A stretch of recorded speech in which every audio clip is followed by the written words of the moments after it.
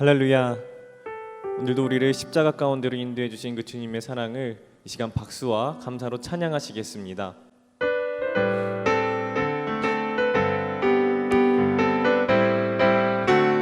주의 음성을 내가 들으니 사랑한단 말일세. 믿는 마음으로 주께 가오니 나를 영접하소서. 내가 매일 십자가 앞에 더 가까이 가오니 그새 주의 흘린 봄의 피로써 나를 정케 하소서. 주여 넓으신 은혜 베푸사 나를 받아주시고 나의 품은 뜻 주의 뜻같이 되게 하여 주소서. 내가 매일 십자가 앞에 더 가까이 가오니 그새 주의 흘린 봄의 피로써 나를 정케 주의 보좌로 나갈 때에 어찌하니 기쁠까. 주가 주를 항상 배우니 더욱 친근합니다. 내가 매일 십자가 앞에 더 가까이 가오니 그새 주의 흘린 봄의 피로써 나를 정케. 내가 매일 십자가 앞에 더 가까이 가오니 그새 주의 흘린 봄의 피로써 나를 정케. 우리 구주의 넓은 사랑을 증량할 자 없으며 주가 주시는 참된 기쁨도 헤아릴 수 없도다. 내가 매일 십자가 앞에 더 가까이 가오니 그새 주의 흘린 봄의 피로써 나를 정케. 내가 매일 십자가 앞에 더 가까이 가오니 그새 주의 흘린 봄의 피로써 나를. 내가 매일 십자가 앞에 더 가까이 가오니 그새 주의 흘린 봄의 피로써 나를 정케. 내가 매일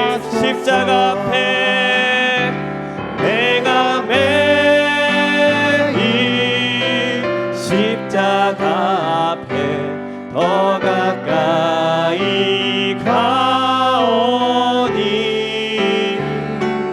그새 주의 흘린 봄의 피로써 나를 정케 하소서.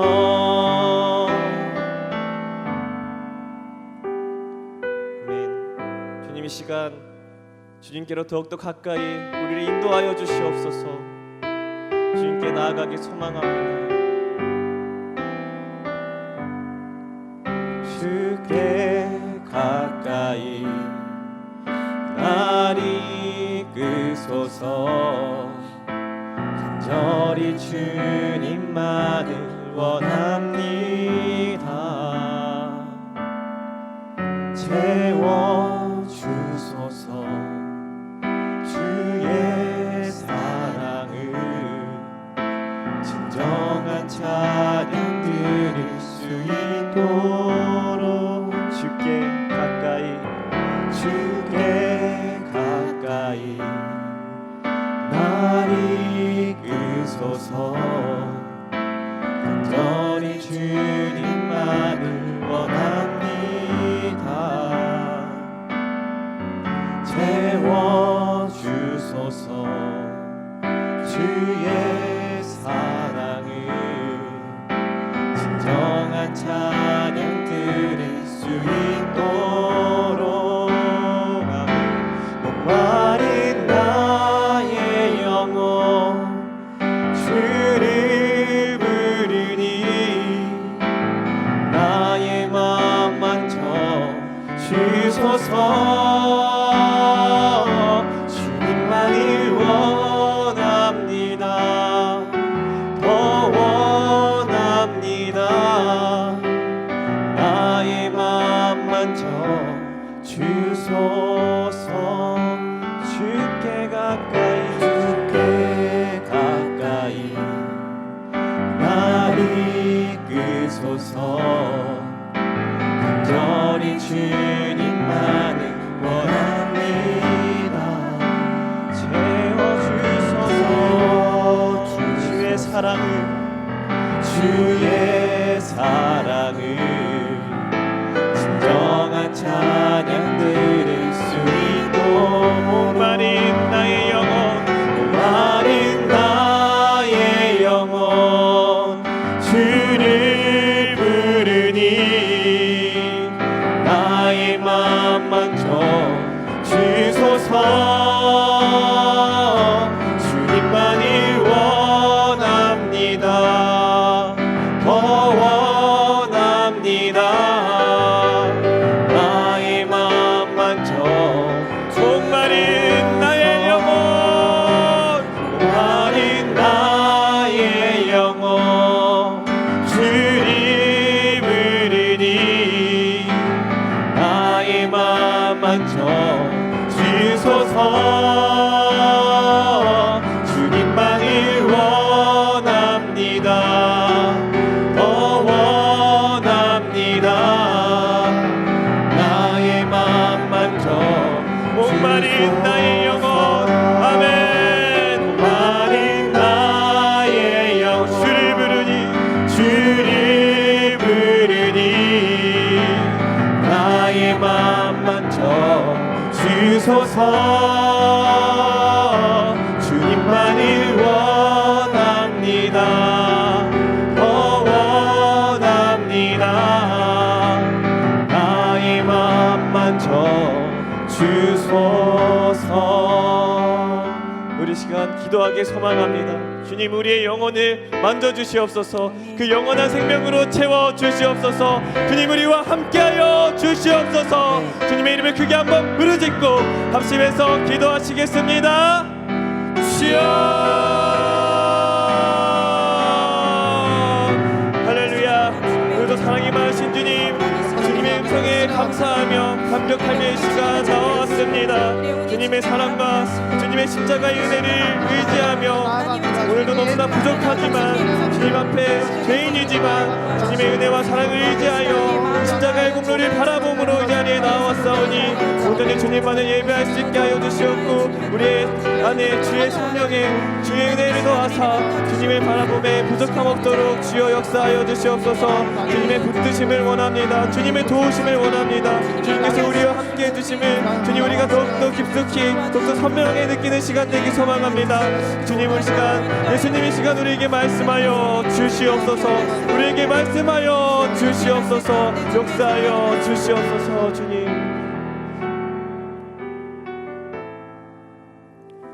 하나님의 은혜 가운데 이 저녁 저희들이 고난주간 수요일 저녁을 맞이해서 기도회로 하나님께 나아가는 시간입니다. 이 시간 저희와 함께 하시고 또 함께한 귀한 성도들이 어느 자리에 있든지 예배자의 마음으로 또 하나님의 은혜 가운데 나아가는 마음으로 나아갈 때 하나님께서 동일한 은총을 더해 주시기를 원합니다. 고난주간의 한가운데 서서 저희의 모습들을 돌아봅니다. 내가 낫고자 하느냐 물어보시는 우리 주님의 음성에 귀를 기울입니다. 너는 떠나는 자가 되겠느냐 혹은 남아 지키는 자가 되겠느냐고 물으시는 주님의 음성을 저희들이 다시 한번 기억합니다. 어찌하여 너희는 나를 죽이려고 하느냐 물어보셨던 주님의 질문 가운데도 저희들이 답을 생각해보는 귀한 시간입니다. 하나님 고난주간 하루하루를 지내고 부활절을 향해서 나아갈 때 저희가 벌하신 주님을 맞을 준비가 잘 되어 있는 성도가 될 수 있도록 하나님 도와주시옵소서. 이 저녁에도 하나님을 향하여서 온전히 예배하며 또 예물을 드리는 귀한 손길들이 있습니다. 우리 삶의 일과 또 일터에서의 소득의 11조를 드리고 감사의 예물을 드리고 하나님 나라와 뉴스페이스 귀한 하나님의 사역을 위한 또 선교를 위한 예물을 드리는 손길들 붙잡아 주시고 하나님의 은혜가 풍성한 이 저녁이 되도록 인도하여 주시옵소서. 힘들고 어렵고 특별히 질병 가운데 고통받는 이들을 위해 저희들이 기도합니다. 하나님, 코로나19라는 저희들이 전염성 강한 질병 때문에 저희 나라뿐 아니라 온 세계가 수많은 사람들이 계속해서 감염이 되고 또 치료를 받고 또 하늘의 부르심을 부르는 안타까운 일들이 환자와 가족들, 돌보는 의료진들 또 지원하는 많은 이들에게 동일하게 일어나고 있습니다. 하나님께서 이 질병 가운데서 저를 지켜주시고 잘 이겨낼 수 있도록 도와주시고 또 질병과 더불어서 우리의 삶의 변화가 있도록 또 우리의 신앙의 변화가 있도록 마음의 변화가 있도록 인도하여 주시옵소서. 예수님의 이름으로 기도드리옵나이다. 귀한 저녁입니다. 고난주간의 한 가운데 있고요. 오늘 수요일 저녁인데 저희들이 고난주간에 요한복음을 중심으로 저희들이 묵상하기 때문에 오늘 수요일 저녁에도 요한복음을 함께 좀 묵상하도록 하겠습니다. 오늘 저녁에 저희들이 묵상할 본문은 요한복음 13장 21절부터 30절까지의 한 단락입니다. 여러분 잘 아시는 본문이고 또 이제 이 밤이 지나고 나면 저희가 성목요일에는 저희가 세족식을 거행하는데요. 이 세족식과 관련된 본문이기 때문에 요한복음 13장은 저희들에게 여러모로 이제 연관이 있고 또 기억하는 것입니다. 그 중에서 저희가 먼저 21절부터 25절까지를 함께 저희들이 읽고 오늘 주시는 말씀 가운데 우리가 한 부분에 집중해서 좀 묵상해 보도록 하겠습니다. 21절부터 25절까지입니다. 예수께서 이 말씀을 하시고 심령이 괴로워 증언하여 이르시되 내가 진실로 진실로 너에게 이르노니 너희 중 하나가 나를 팔리라 하시니 제자들이 서로 보며 누구에게 대하여 말씀하시는지 의심하더라. 예수의 제자 중 하나 곧 그가 사랑하시는 자가 예수의 품에 의지하여 누웠는지라. 시몬 베드로가 머릿짓을 하여 말하되 말씀하신 자가 누구인지 말하라 하니 그가 예수의 가슴에 그대로 의지하여 말하되 주여 누구니이까. 25절을 제가 한 번 더 읽겠습니다. 그가 예수의 가슴에 그대로 의지하여 말하되 주여 누구니이까. 오늘은 예수님께서 하신 질문 중에서 이 요한복음 13장 25절의 질문, 우리 가운데 누가 과연 그 일을 하는 사람입니까? 하는 주제를 가지고 이 부분을 다루어 보고자 합니다.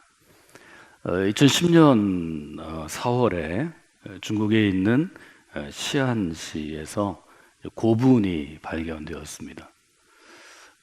이 고분은 어떤 고분이었는가 하면 백제 유민인 예식진과 그의 아들 예소사의 일종의 가족묘였는데요.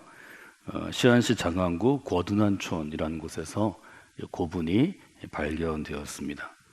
이 모든 고분에는 이제 돌로 된 묘비가 있죠. 그래서 이제 그 묘비명에 어떤 기록이 있었는가 하면 선조의 어진덕을 본받은 예식전은 당이 동쪽을 토벌할 때 명을 받아 그 왕을 이끌고 고종 황제에 귀의하게 되니 좌위위 대장군으로 내원부 개국공의 훈작을 받았다 하는 기록이 거기 써 있었다고 합니다.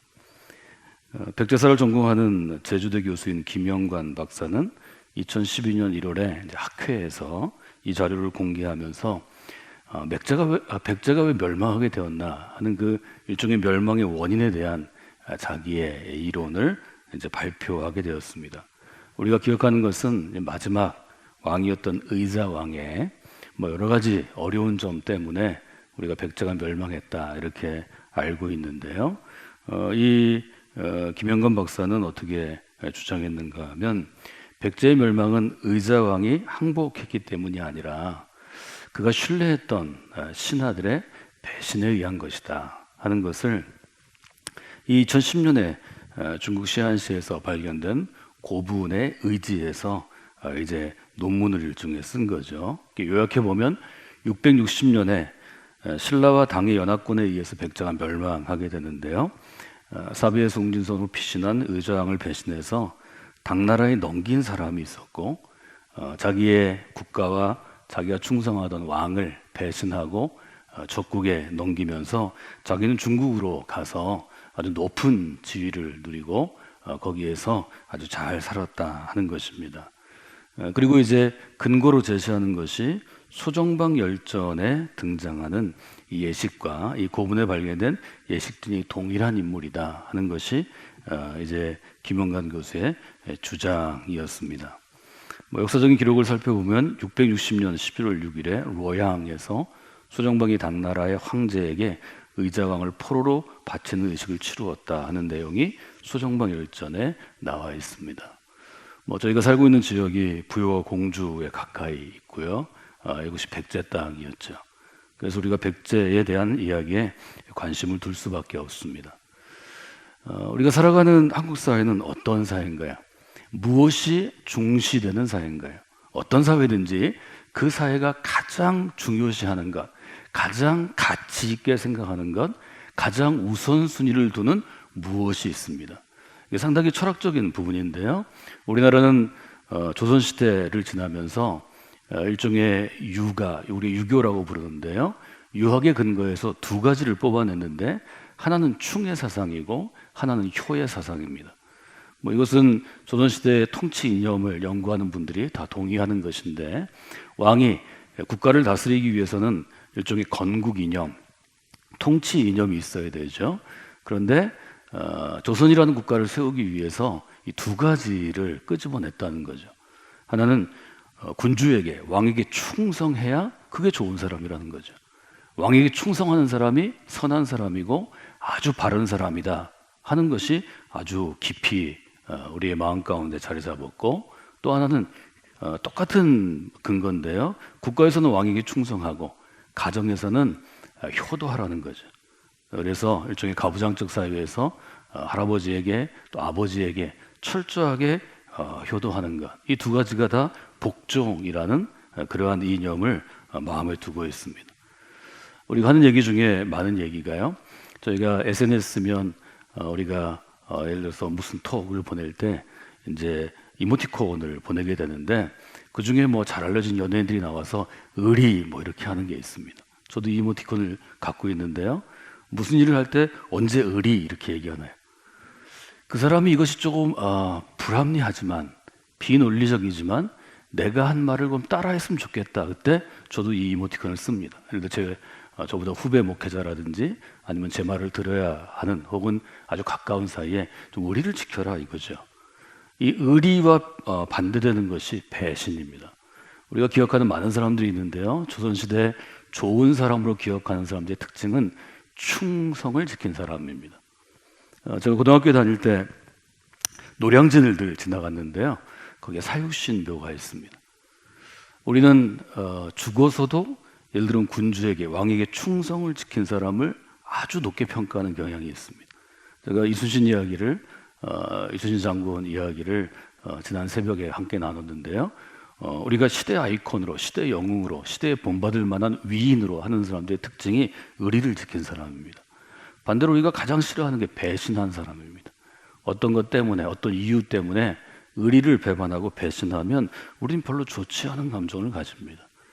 그래서 우리가 실제로 그 시대에 역사적으로 영향력을 행사했던 어떤 사람을 우리는 역사의 관점에서 아주 안 좋게 보는 사람이 있고, 별로 그렇게 뛰어난 사람이 아니었음에도 불구하고 또 높이 평가하는 사람이 있죠.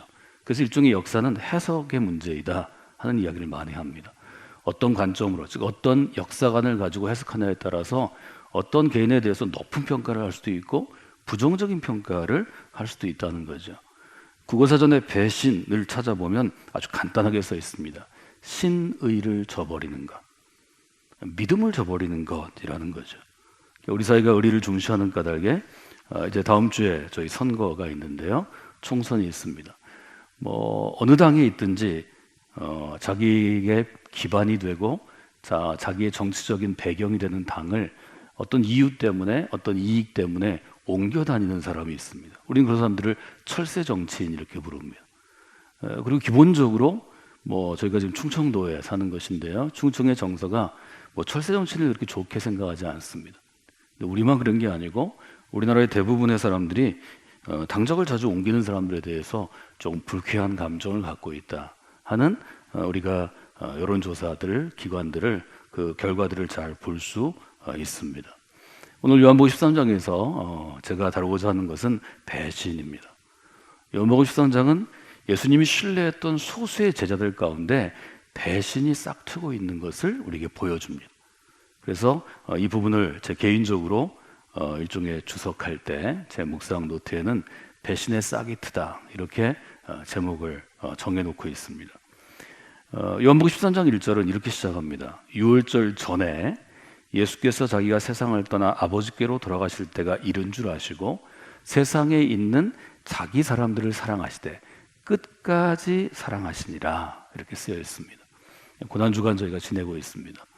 예수님께서 이 땅에서의 모든 일을 완수하시고 아버지의 부름에 순종하실 때가 다가온 것을 본능적으로 깨닫게 되시죠. 그게 이제 수요일, 목요일에 일어난 일입니다.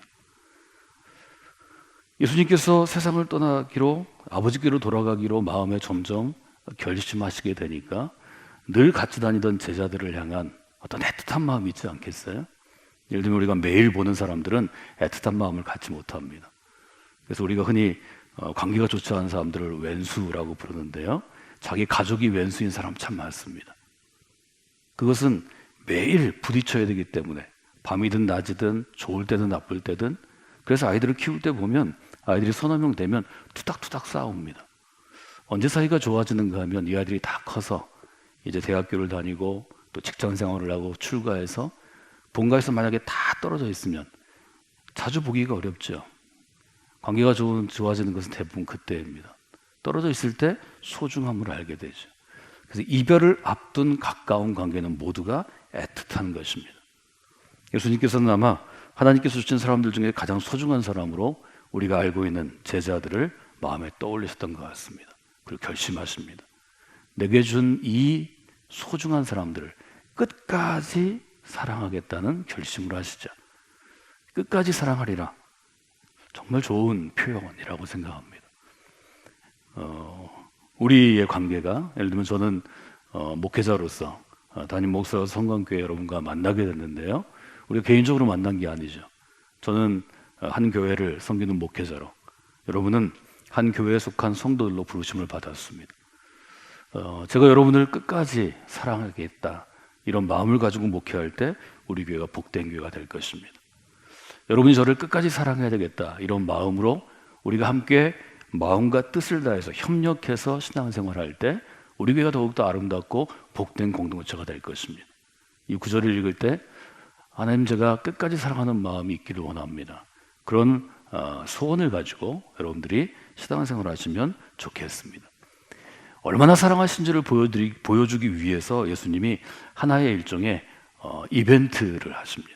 그 이벤트가 바로 요한복음 14장 1절 이하에 있는 우리가 흔히 세족식이라고 부르는 것이죠. 4절에 보면 이렇게 되어 있습니다. 저녁을 잡수던 자리에서 예수님이 일어나십니다. 그리고 유대인들이 겉옷, 로브라고 불리우는 이 두루마리 같은 가운을 입는데요.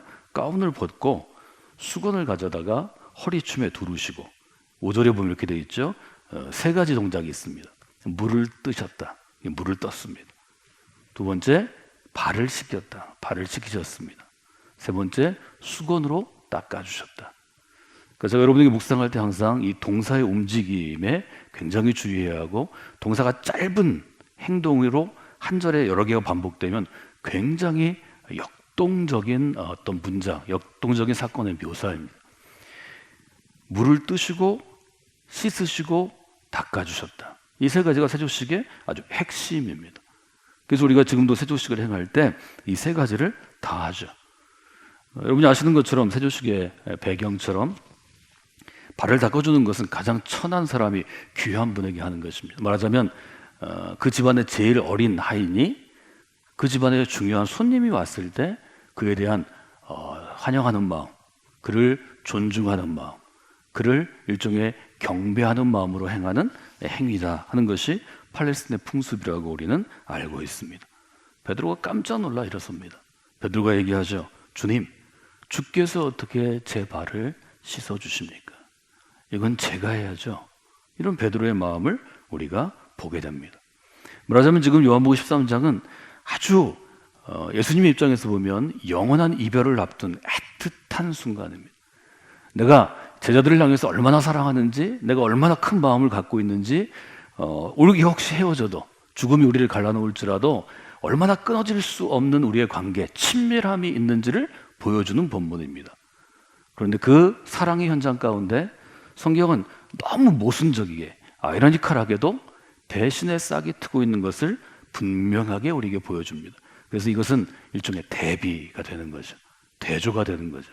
요한복음을 연구하는 이들에게 있어서 요한복음 13장은 큰 반전이 있는 반전의 드라마라고 볼 수 있습니다. 21절에 보면 아주 분명하게 예수님이 얘기하시죠.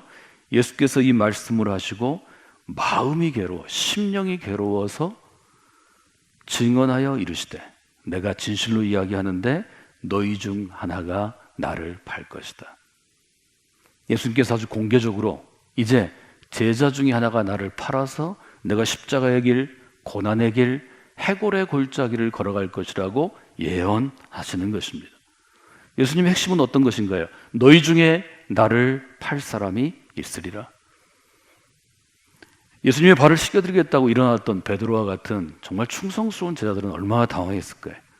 예수님이 발을 씻겨주시고 너희들 이렇게 사랑하라 교훈하셔서 마음에 큰 감동을 받고 은혜를 받았는데 세족식이 끝나고 발을 씻어주는 다음에 예수님이 앉아서 만찬을 나누는 자리에서 얘기하십니다. 너희 중에 하나가 나를 팔게 될 것이다.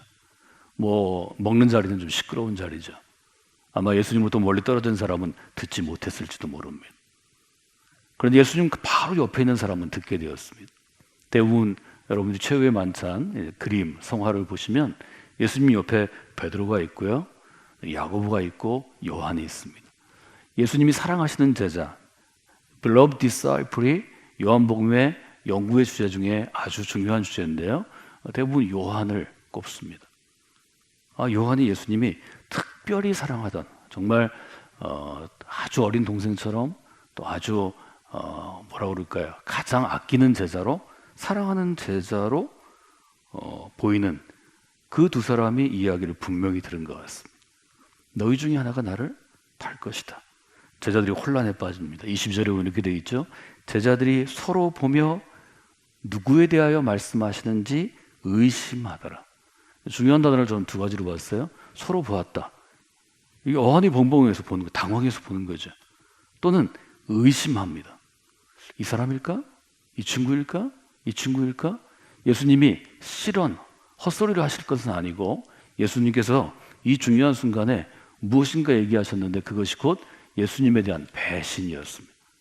그 배신에 대해서 아주 분명하게 얘기하죠. 이 사태를 누가 수습할 수 있을까요?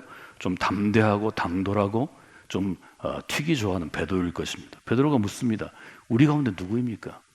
직접 물을 수 없으니까 23절에 보면 예수님의 제자 중 하나, 곧 예수께서 사랑하시는 제자가 예수의 품에 기대어 비스듬히 있죠. 여러분이 최후의 만찬 그림을 보시면 예수님에게 기대어 있는 제자가 있습니다. 그분이 예수님이 가장 사랑하는 제자 중에 하나였다. 그래서 사랑을 받는 제자, 사랑하는 제자 이렇게 우리가 아주 고유명사처럼 쓰죠. 그래서 24절에 보면 베드로가 머릿짓을 해서 눈치를 줍니다. 야, 그 사람이 누군지 좀 알아봐. 예수님이 말씀하신 사람이 누구인지 좀 예수님의 얘기를 끌어내봐. 눈치를 주죠. 그래서 25절에 보면 예수님의 사랑을 받는 그 제자가 예수님의 가슴에 의지해서 말하되 주님, 도대체 누구예요? 도대체 어떤 사람이에요? 어떤 사람이 주님을 판단 말이에요? 아마 제자들은 그 뜻을 잘 이해하지 못했을 것입니다. 그래서 지금 이 부분 요한복음 13장 21절로부터 30절에 이르는 이 단락에 저는 제일 중요한 부분이 여기라고 생각합니다. 누굽니까? 누가 예수님을 팔아넘길 자입니까? 누가 예수님을 배신할 자입니까? 누가 우리를 배신할 자입니까? 아주 분명하게 묻는 것을 우리가 보게 됩니다. 저는 본문에서 여러분이 잘 아시는 유다이기 때문에 유다에 대해서 여러분이 잘 아시죠. 유다에 대해서 성경에서 주고 있는 일종의 인물에 대한 힌트가 있습니다. 힌트 중에서 세 가지의 특징을 좀 나눌까 합니다. 누가 예수님을 팔 사람인가? 누가 예수님을 배신할 사람인가? 우리 가운데 누가 예수님에게 배신의 칼을 꼽을 사람인가? 그 특징이 있는 사람은 아마 교회 역사 2000년이 넘는 역사 가운데 시대마다 그렇게 하지 않았을까요? 우리 중에도 그런 사람이 있지 않을까요? 아니 내 안에도 예수님을 팔아넘길 배신의 싹이 싹트고 있는 것은 아닐까요? 어떤 사람이 도대체 예수님을 배신합니까? 어떤 사람이 기적을 행하시고 진리를 우리에게 보여주시고 사랑을 베푸신 그 예수님을 팔아 넘길 수 있습니까? 유다의 첫 번째 특징은 어떤 것인가요? 유다의 첫 번째 특징은 요한복음 13장 29절에 이렇게 쓰고 있습니다. 어떤 이들은 유다가 돈꾀를 맡았으므로 라고 되어 있습니다. 유다의 첫 번째 특징은 돈을 아주 가깝게 대하는 사람이에요. 즉 돈을 사랑하는 자입니다. 저는 이렇게 바꿨습니다. 유다는 자기의 이익을 추구하는 인물이었습니다. 돈꾀를 맡았다는 것은 말하자면 유다가 돈 계산이 빠른 사람이라는 것입니다. 경제에 아주 밝은 사람이라는 것입니다. 우리 주변 사람들 중에도 유난히 계산이 빠르고 계산이 밝아서 절대로 손해볼 것 같지 않은 사람들이 있습니다. 우리가 뭘 먹을 때도 뭘 결정할 때도 하여튼 자기에게 유익이 되면 언젠가 튀어나와서 뭔가 앞에서 일을 추지만 자기가 손해가 같으면 뒤로 싹 빠져서 가만히 있습니다. 제가 제일 싫어하는 유형의 사람들입니다. 저는 이런 사람들과는 3번 밥 먹고 그 다음에 잘 만나지 않습니다. 이런 사람들은 밥값을 잘 안 내거든요. 저는 밥값 잘 내는 사람을 좋아합니다. 저랑 가까워지고 싶으시면 여러분이 밥값을 계산을 저랑 먹을 때가 아닙니다. 교인들하고 먹을 때, 여러분이 누군가를 초대해서 먹을 때 밥값 계산을 잘하는 분들이 성관계 교인이 되면 좋겠습니다. 저희 목회자 가운데는 소문이 났습니다. 밥값 잘 내는 사람이 저라고 소문이 났습니다. 여러분, 그리스도인은 알고도 손해볼 줄 알아야 합니다. 그리스도인 저 사람이 나를 이용한 것을 알고도 정말 주님의 마음으로 주님의 사랑으로 손해볼 줄 알아야 그때 신앙이 자라납니다. 그때 주님의 마음을 조금 더 알 수 있습니다. 유다는 돈꾀를 맡은 사람입니다. 또 하나 성경에서 유다는 계산이 빠른 사람인 걸 알려주죠. 마태복음 26장에 보면 예수님을 팔아넘기던 장면을 이렇게 기록하고 있습니다.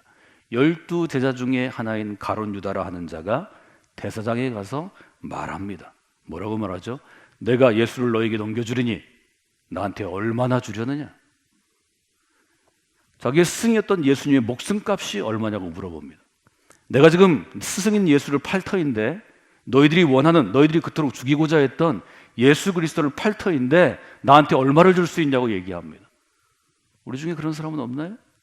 내가 우리 교회를 팔 텐데 나한테 얼마를 주겠어? 내가 우리 성도를 당신에게 팔 텐데 이 성도를 위해서 얼마를 주겠어?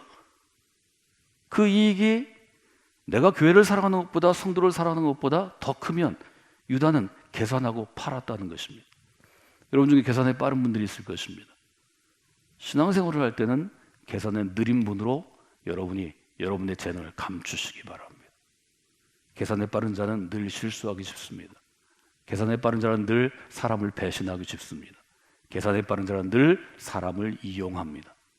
오래가지 못할 관계가 될 것입니다.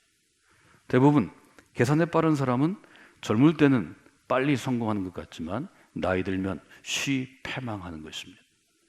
이것은 시편과 잠언과 전도서의 지혜서라고 불리우는 구약에서 오래된 올 테스트먼트 구약의 옛 계약에서 우리에게 늘 얘기하는 것입니다. 또 하나 특징이 있죠. 그리스도의 사역을 볼 때 그는 돈의 관점에서 저 오래 다는 사람이었습니다. 즉 경제적인 효율의 관점에서 이 일을 해야 될지 하지 말아야 될지를 판단하는 사람이었습니다. 제가 좀 3가지 특징을 다 얘기해야 되니까 빨리빨리 지나가는데요. 요한복음 12장에 보면 저희가 지금 13장을 다루고 있는데 한 여인이 등장하죠. 이 여인은 예수님의 발 앞에 앉아서 예수님의 말씀을 경청합니다.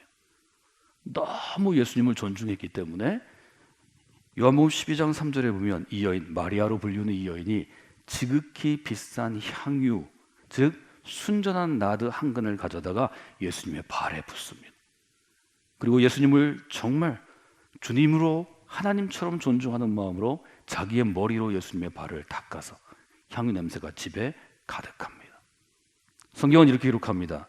제자 중 하나로 예수를 잡아 팔을 가룟 유다가 말하되, 5절 한번 여러분 같이 읽어보십시오. 이것은 특별히 경제적인 관점에 너무 지금 골몰해 있고 돈이 최고인 한국 사회에서 한국 교인들이 반드시 봐야 될 관점입니다. 유다는 이렇게 얘기합니다. 이 향유를 어찌하여 300데나리온에 팔아서 가난한 사람들에게 주지 아니하였느냐. 유다는 이 여인의 정성이 눈에 들어오지 않습니다. 예수님을 지극히 자기의 가장 귀한 것으로 옥합을 깨트려서 섬기고자 하는 마리아의 믿음은 보이지 않습니다. 예수님이 그 향유가 깨져서 발에 붙는 것이 경제적으로는 돈이 낭비될지라도 그 여인의 마음을 보시고 그 여인의 자세를 보시고 그 여인을 축복하시는 하나님의 관점은 보이지 않습니다. 그에게는 돈만 보일 뿐입니다. 300데나리온은 건강한 노동자가 300일 동안 일해, 즉 1년 동안 일하는 연봉입니다. 건강한 노동자들이 자기 직업이 있고 자기 전문직이 있으면 10만 원에서 전문 기술가 된 사람은 20만 원, 30만 원까지 지금 받습니다. 얼마인지 여러분 금방 계산하실 수 있죠. 유다는 이 돈이 아까운 것입니다. 아깝다고 얘기할 수 없으니까 뭐라고 얘기하나요? 아, 이걸 팔아서 가난한 사람들에게 나눠주면 좋잖아, 이렇게 얘기하죠. 교회에서 우리가 어떤 사역을 할 때 이렇게 말하는 그리스도인들을 저는 자주 만납니다. 아니, 모든 사역 가운데 매번 있습니다. 이렇게 말하는 목회자들이 있고 장로님들이 있고 권사들이 있습니다. 여러분 그때 생각해야 합니다. 이 일이 의도하는 타깃, 본질이 무엇인가를 생각해야 합니다. 여러분 돈이 아까우면 하나님의 사역을 하지 않으면 되는 것입니다. 돈이 아까운 사람에게 하라고 누가 얘기하는 게 아닙니다. 이것은 돈의 문제가 아니라 우리의 믿음의 문제입니다. 이것은 돈의 문제가 아니라 우리의 마음의 문제입니다. 한국교회는 혹시 그것에 병들어 있는 것은 아닌가요? 한국교회는 하나님의 뜻보다 돈의 효율성, 경제적인 가치를 너무 따지고 있지는 않은가요? 여러분들 이 점을 분명히 보셔야 합니다. 저희가 지금 코로나 사태 때문에 벌써 6주일을 온라인 예배로 전환해서 많은 교회들이 드리지 못합니다. 매스컴에 보셨죠? 교회가 온라인 예배를 드리지 못하고 현장에서 꼭 모이려 하는 이유는 돈의 문제다 이렇게 쓰고 있습니다. 아닙니다. 그것이 돈의 문제인 교회는 그것은 진짜 교회가 아닐 것입니다. 우리는 믿음의 문제를 가지고 살아가는 사람들입니다. 혹 믿는 자가 그 기사를 썼다면 하나님 회개할 기회를 주시기를 원합니다. 신앙은 돈의 문제로 평가할 수 있는 것이 아닙니다. 저는 여러분에게 늘 강조했습니다. 신앙생활은 비즈니스가 아닙니다. 신앙생활을 비즈니스의 관점으로 접근하면 반드시 패망할 것입니다. 그것은 망하는 길입니다. 우리는 중세 캐톨릭의 우울한 역사를 알고 있습니다. 우리는 중세 캐톨릭의 몰락, 무너짐, 부패함으로부터 새롭게 신앙 운동을 일으킨 사람들입니다. 한국 교회가 혹은 우리가 계속해서 뒤따라가는 미국의 교회가, 미국 교회가 계속 뒤따라가는 유럽의 교회가 혹 중세 캐톨릭처럼 돈의 문제를 우선순위 둬서 넘어진 것은 아닌가요? 이 점을 분명히 봐야 합니다. 신앙생활을 비즈니스의 관점에서 바라보는 것이 예수님을 배신하는 일에 더 가까이 가게 합니다. 예를 들면 예수님을 믿는데 난 어떤 이익이 있을까? 이걸 물어보는 성도들이 있습니다. 저는 얘기합니다. 저에게 이익은 없습니다. 예수님을 잘 믿으면 손해보게 될 것입니다. 예수님을 잘 믿으면 지금 당신이 누리는 이 편리함, 이 행복이 불행으로 바뀔 수 있습니다. 예수님을 잘 믿으면 당신이 지금 누리고 있는 혹은 목표로 하고 있는 풍족함이 부족함으로 바뀔 수 있습니다.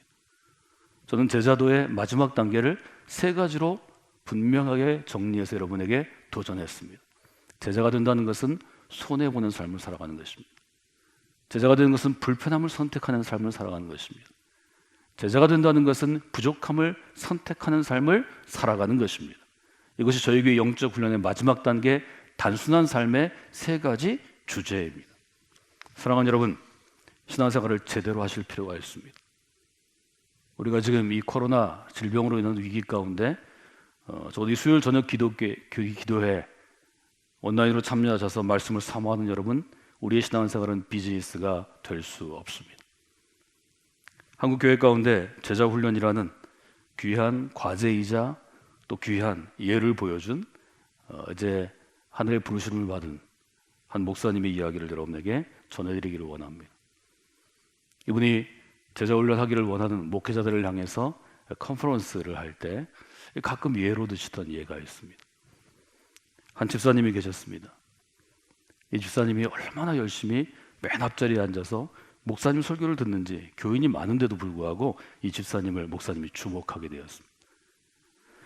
맨 앞자리에 앉아서 설교하실 때 계속 메모합니다. 아주 간절히 기도합니다. 이 집사님을 좀 알고 싶은 마음이 생겼습니다.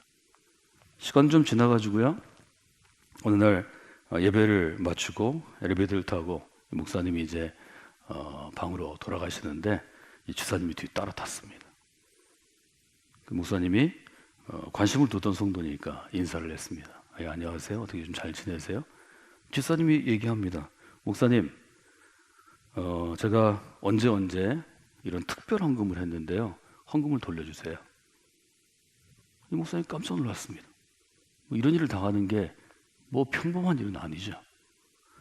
나중에 자초지종을 알아보니까 이분이 아주 중요한 승진 시험을 준비하던 분이었습니다. 1년 동안 작정했습니다. 내가 목사님이 얘기하시는 것처럼 새벽, 주일 저녁, 수요일 저녁, 금요 철야 내가 충실히 참석하고 열심히 기도하면 하나님이 이걸 들어주실 거예요. 승진 시험 날이 되었습니다. 너무 불안해서 그는 특별 헌금을 자기가 작정해서 했습니다. 그리고 목사님을 엘리베이터에서 찾아간 그 전주에 발표가 났는데 그만 좋지 못한 결과를 맞았습니다. 떨어진 것입니다. 그래서 이분이 다른 건 몰라도 내가 뭐 예배에 참석한 시간 이런 건 더 받을 수 없지만 헌금은 돌려받을 수 있을 테니까 내가 얼마 헌금했으니까 달라고 그런 것입니다. 목사님 며칠 동안 고민하셨다고 그럽니다. 그래서 이분에게 얘기해도 그리스도를 믿는 신앙이 무엇인지 잘 모를 것이기 때문에 재정 담당하는 장로님을 불러서 자초지종을 얘기하고 돌려주었다고 그럽니다. 그 금액까지를 정확하게 얘기할 그때 저는 아주 젊은 목회자였기 때문에 다시 한번 생각했습니다. 한국교회 문제에 대해서 저는 월요일 새벽에 여러분과 함께 나눴습니다. 이미 1980년대, 1990년대에 미국의 신학자들과 유럽의 신학자들은 두 가지를 모두 공통적으로 지적했습니다. 하나는 신앙의 본질을 잘 모른다는 것입니다. 신앙의 미성숙함입니다. 또 하나는 나 중심으로 내 욕심 채우려고 예수 믿는다는 것입니다. 미신적인 신앙, 우리가 흔히 기복신앙이라고 이야기하는 것입니다. 신앙생활을 비즈니스의 관점으로 하는 자들은 반드시 이 함정에 빠지게 됩니다. 그것은 예수 그리스도를 배신하고 교회에 상처를 주고 성도들을 어렵게 하는 문제를 일으키게 됩니다. 여러분, 절대로 그래서는 아니 됩니다. 깨어나십시오. 바로 서십시오. 한국교회가 이 많은 교회를 가지고 이 많은 성도들을 데리고 이 많은 목회자와 신학자와 신학교가 있는데 아직도 이 미신에 빠져 있다면 주님께서 기뻐하지 아니하실 것입니다. 저는 성광교회를 그렇게 세우지 않으려고 노력합니다. 여러분은 노력해 주시기를 바랍니다. 여러분 절대로 자기 이익을 위해서 그리스도를 이용해서는 안 됩니다. 교회를 이용하지 마십시오. 신앙은 비즈니스가 아닙니다. 둘째로 유다의 어떤 편이 유다가 예수 그리스도를 배신하는 사람을 만들었나요? 유다는 자기 고집이 지나친 자였습니다. 저는 자기 고집을 주장하는 사람이라 이렇게 써보았습니다. 우리가 어떤 일을 할 때 자기 고집이 지나친 사람들이 있습니다. 자기 관점이 지나치게 옳다고 생각하고 이렇게만 해야 된다고 생각해서 자기의 방식을 고집하고 다른 사람과 얘기할 때 다른 사람의 의견을 받아들이지 않아서 결국은 내 고집대로 그 일을 해야 만족하는 사람들이 있습니다. 우리가 성장 시대를 살아올 때, 어려운 시대를 살아올 때 어느 정도 이런 사람들이 리더십을 발휘할 수 있었습니다. 지금은 아닙니다. 지금은 독불장군으로 자기 고집을 밀어붙여서 어떤 성취를 이뤘다고 박수 받는 시대가 아닙니다. 지금은 좀 시간이 더디 걸려도 조금 우리가 원하는 목표치보다 낮게 해도 다른 사람을 존중하고 의견을 받아들이고 협력하고 합의해서 걸어가는 시대로 변화되었습니다. 이 시대의 변화를 거스른다면 시대가 버린 사람이 될 것입니다. 시대의 버림을 받게 될 것입니다. 그것은 비참한 일입니다. 유다는 예수님을 따르는 제자가 되었습니다. 그런데 학자들이 지적하는 것처럼 유다는 그 이전부터 열심당원이었습니다. 열심당원은 어떤 사람들이었습니까? 예수님 당시의 열심당원들은 조국의 독립을 꿈꾸었던 사람들입니다. 이스라엘의 독립을 꿈꾸었습니다. 로마 제국의 식민지가 아니라 메시아가 다스리는 하나님 나라를 꿈꾸던 사람들입니다. 그것이 영적인 하나님의 나라가 아니고 실제적인 독립국가가 되기를 원해서 그들은 칼을 사용하고 방패를 사용하고 젊은이들을 투사로 키워서 유대를 이끌 리더를 세워 독립하는 것, 이것이 그들의 꿈이었습니다. 유다는 예수님이 그런 리더가 될 것이라고 꿈꾸며 아마 예수님께 찾아왔던 것 같습니다.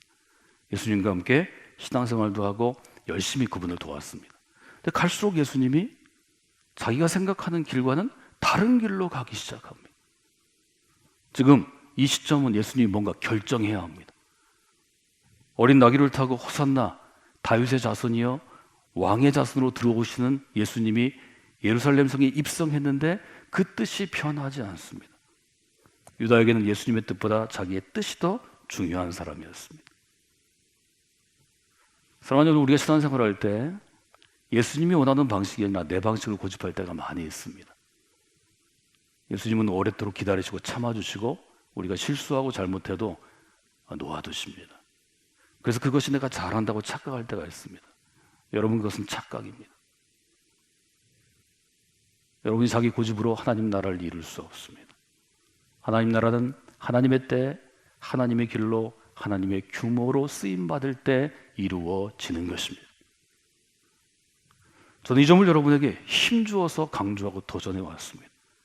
이것은 그렇지 못한 그리스도인이나 교회에 대한 어떤 비판이나 비난이나 부정적인 언사가 아닙니다. 예수님 시대도 그것을 이해하지 못하는 사람이 다였습니다. 대부분이었습니다. 그래서 우리가 함께 봤던 요한복음 6장 66절에 얘기하는 것처럼 그때 많은 사람들이 예수님을 떠나갔습니다. 그것이 현실입니다. 너무 많은 사람이 예수님을 따를 수 없는 것입니다. 예수님이 가는 길이 좁은 길이기 때문입니다. 좁은 분이기 때문입니다. 너무 많은 사람이 모여있으면 그것은 가짜 길일 가능성이 많습니다. 그것은 넓은 길이기 때문입니다. 넓은 분위기 때문입니다. 저는 그래서 자기 고집을 주장하는 그리스도인이 되지 않기 위해서 여러분에게 늘 자기를 돌아보는 질문을 하도록 요청했습니다. 지금 내가 하고자 하는 이 일은, 지금 나의 결정은 나의 뜻인가 아니면 그리스도의 뜻인가? 이 점을 반드시 물어봐야 합니다. 이 질문은 여러분의 신앙의 순도를 결정하는 가장 중요한 기준이 될 것입니다. 정말로 우리가 진실한 그리스도인이라면, 정말로 우리가 바른 그리스도인으로 살아가고자 한다면 이 점을 스스로에게 매번 물어봐야 합니다. 지금 나의 이 생각, 지금 나의 이 뜻, 지금 나의 이 주장은 나의 뜻인가 아니면 그리스도의 뜻인가? 이 점을 반드시 물어봐야 합니다. 여기는 예외가 없습니다. 예수님께서도 그렇게 하셨습니다. 여러분, 우리 주님의 기도로 알려진 주의 기도를 마태복음 6장에서 우리는 만납니다. 마태복음 6장 9절에 이렇게 예수님이 기도를 가르쳐 주십니다. 여러분이 이렇게 기도해야 합니다. 하늘에 계신 우리 아버지여, 그 이름이 거룩히 여김을 받으시기를 원합니다. 하나님의 나라가 이 땅 가운데 임하기를 원합니다. 하나님의 이름을 부르고 첫 번째 하나님의 나라를 구하신 다음에 두 번째로 이루어진 것은 어떤 것입니까? 그 뜻이 하늘에서 이루어진 것처럼 이 땅에서도 이루어지리이다. 이것이 하나님의 나라입니다. 하나님의 나라는 내 뜻이 하나님의 능력을 이용해서 이 땅에 이루어지는 것이 아닙니다. 하나님의 나라는 하늘에 있는 하나님의 뜻이 이 땅에서 이루어질 때 그 땅이 하나님의 나라가 된다고 성경은 도전하는 것입니다. 그것이 하나님의 나라입니다. 한 사람의 종교적인 천재가 수십만 수백만을 자기의 수족으로 만들어서 몇 명을 채워서 이루는 것이 하나님의 나라가 아닙니다. 하나님의 뜻이 이루어지는 곳, 하나님의 뜻이 실행되는 곳, 하나님의 뜻이 높임을 받는 곳이 하나님의 나라라고 복음서 내고는 우리에게 도전하는 것입니다. 유다는 예수님의 제자 중에 가장 똑똑한 사람이었을 가능성이 많습니다. 가장 좋은 학교를 나올 가능성이 많습니다. 여러분, 착각하지 마십시오. 아무리 똑똑해도, 아무리 유능해도, 아무리 출세한 사람이라도 자기의 뜻을 이루기 위해서 예수 그리스도를 이용하는 자는 반드시 배반할 가능성이 높습니다. 자기 뜻을 위해서 교회 공동체를 이용하는 자는 교회에 해를 끼칠 가능성이 많습니다. 우리는 이 점을 경계해야 합니다. 나의 뜻이 주님의 뜻이 아닙니다. 나의 뜻이 하나님의 뜻이 아닙니다. 그래서 저는 여러분에게 이렇게 신앙생활을 정의하도록 도전했습니다. 신앙생활은 일방통행이 아닙니다. 신앙은 내 고집으로 하는 것이 아닙니다. 신앙은 자기의 고집을 꺾고 그리스도의 십자가 앞에 무릎 꿇을 때 이루어지고 성숙해지고 완성되는 것입니다. 저는 여러분이 성숙한 그리스도인으로 살아가서 하나님께 쓰임받는 인생이 되라고 지금까지 계속해서 도전해 왔습니다. 이 단에 설 때마다 여러분에게 계속해서 도전해 왔습니다. 우리는 나의 뜻이 아니라 하나님의 뜻을 구하는 사람들입니다. 나의 뜻이 이루어지는 나의 나라를 꿈꾸는 사람이 아니라 하나님의 뜻이 이루어지는 하나님의 나라를 꿈꾸는 사람들입니다. 예수님은 이 점을 제자들에게 계속해서 강조하십니다. 우리가 보았던 것처럼 마태복음은, 마가복음은, 누가복음은, 요한복음은 이 스승의 뜻을 알지 못하는 무지한 제자들의 어리석음에 대해서 아주 통렬하게 지적합니다. 가감없이 그 어리석음을, 그 무지를 감추어 주지 아니하고 지금의 현대의 독자들에게, 우리들에게 드러냅니다. 왜 그럴까요? 우리의 모습이 그렇기 때문입니다. 좀 노력해도, 좀 교회에서 열심히 있다고 해도, 좀 성경을 많이 공부했어도, 신학을 공부해서 목회자가 되었어도 인간은 그 지경에서, 그 경계에서 벗어나는 게 쉽지 않기 때문입니다. 여러분, 이 점을 분명하게 인정할 수 있는 그리스도인이 되셔야 합니다. 셋째로, 유다는 어떤 사람이었나요? 유다는 하나님의 알람, 하나님의 경고를 무시하는 사람이었습니다. 유다를 묘사하는 성경의 특징이 바로 여기에 있습니다. 저는 여러분에게 하나님에 대해서 이렇게 정의하도록 로마서 3장을 통해 요청드렸습니다. 하나님은 기회를 주시는 분입니다. 기회를 주시는 하나님에 대해서 로마서 전체를 통해서 계속해서 로마서의 핵심이라고, 하나님의 의라고 강조해드렸습니다. 로마서 3장 21절과 22절을 다시 읽으시고 제 설교를 찾아서 한번 다시 들으시면 좋을 것 같습니다. 하나님은 유대가 이처럼 잘못된 판단을 해도, 나쁜 마음을 먹어도, 예수님을 팔 생각을 해도 돌이키실 기회를 주시기를 원합니다. 그것이 요한복음 13장 1절로부터 시작해서 20절까지는 세족식의 장면입니다. 21절로부터 30절에 있는 예수님과 제자들이 함께 나누는 장면입니다. 그럼에도 불구하고 유다는 이 돌이킬 기회를 찾지 못합니다.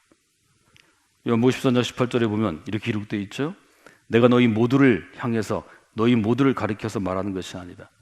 내가 택한 자들이 누구인지 너희는 알 것이다. 예언에 이르되 내 떡을 먹는 자가 내게 발꿈치를 들었다는 성경을 응하게 하려는 것이다. 이 떡을 먹는 자가 예수님을 배신한다는 것입니다. 21절, 이 말씀을 가지고 너무 괴로워서 증언하여 이르시되 내가 진실로 너에게 말하는데 너희 중 하나가 나를 팔 것이다. 26절, 예수님께서 대답하시되 떡 한 조각을 적셔다 주는 자가 크니라. 그리고 한 조각을 적셔 가롯 시몬의 아들 유다에게 주시니. 27절에 이렇게 기록합니다. 그 떡 조각을 받은 후 사단이 그 속에 들어간지라. 예수께서 유다에게 이르시되 가라, 내가 할 일을, 내가 지금 계획한 일을 속히 진행해라. 이것이 이 본문의 굉장히 비극적인 결론입니다. 하나님은 기회를 주십니다. 정말 최악의 순간에도, 우리가 정말 구렁텅이에 빠져 있을 때도 하나님은 살아날 기회를 주시는 분입니다. 여러분이 경고에 민감해야 합니다. 경고에 민감해야 되기 때문에 바울이 길러낸 목회자들은 아주 분명하게 초기 교회 성도들에게 계속해서 알람을 올렸습니다. 경고했습니다. 고린도서 16장 13절에 이렇게 되어 있죠. 깨어 믿음에 굳게 서서 남자답게 강건하라. 현대어로 이렇게 되어 있죠. 깨어 있어야 합니다. 믿음에 굳게 서 있어야 합니다. 담대하고 용기를 내야 합니다. 이것이 고린도 교인들을 향해서 바울이 경고한 내용입니다. 사랑하는 여러분, 저는 세 가지 유다의 특징을 이렇게 정리했습니다. 첫째, 자기 이익을 추구하는 사람이었습니다. 둘째, 자기의 고집을 주장하는 사람이었습니다. 세 번째, 하나님의 알람을 무시하는 사람이었습니다. 저는 이것을 신앙생활의 관점에서 이렇게 다시 정리해 보았습니다. 신앙생활은 비즈니스가 아닙니다. 신앙생활은 일방통행이 아닙니다. 신앙생활에는 제한 속도가 있는 것입니다. 여러분, 이 세 가지를 여러분이 다른 각도에서 정의하시고 여러분의 삶에 적용하시면 어떨까요? 성광교회는 또 설교자로 성광교회 가운데 부름받은 저는 이 점을 아주 분명하게 강조하는 사람입니다. 이 세 가지를 제가 여러분들이 과제로 할 수 있도록 이 고난주간에 세 가지 질문으로 바꾸어 드립니다. 여러분 어떤 일을 결정하실 때, 어떤 일을 행할 때, 어떤 주장을 할 때, 어떤 마음을 품을 때 첫 번째 이렇게 물어보셔야 합니다.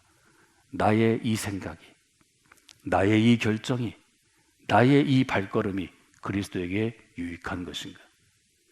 그리스도에 여러분들이 괄호를 치시고 성광교회에 유익한 것인가? 한국교회에 유익한 것인가? 하나님의 나라에 유익한 것인가? 이렇게 질문하시는 분들이 되시기를 주님의 이름으로 부탁을 드립니다. 두 번째 질문은 이것입니다. 나의 이 결단이, 나의 이 생각이, 나의 일이 그리스도께서 원하시는 것인가? 이 점을 여러분들이 질문하셔야 합니다. 이것이 성광교회가 원하는 것인가? 이것이 하나님의 교회가 원하는 것인가? 이것이 하나님의 나라가 원하는 것인가? 이 점을 반드시 질문해야 합니다. 세 번째 이렇게 질문하셔야 합니다. 나는 이 일을 함에 있어서 지금 하나님의 경고에 민감하게 반응하는가?